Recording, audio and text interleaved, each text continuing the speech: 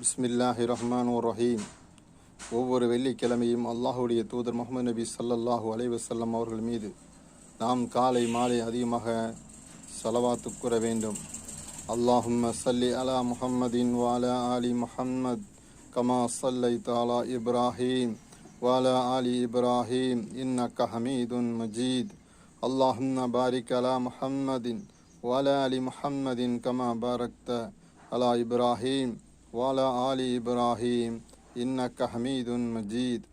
அல்லாஹுடைய நல்லடியார்களே, நம்முடைய தலைவரும் அல்லாஹுடைய இறுதி தூதருமாகிய முஹம்மது நபி ஸல்லல்லாஹு அலைஹி வஸல்லம் அவர்கள் மீது நாம் அதிகம் ஸலவாத்து கூறுவதினால் நம்முடைய அந்தஸ்து தரஜாக்கள் உயர்த்தப்படும் என அல்லாஹுடைய தூதர் கூறியிருக்கின்றார்கள்.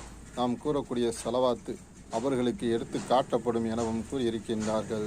அதனால் அதிகமாக நாம் ஸலவாத்து கூறக்கூடிய மக்களாக நம்மை நாம் தயார்படுத்தி கொள்ள வேண்டும். அல்ஹம்துலில்லாஹ்.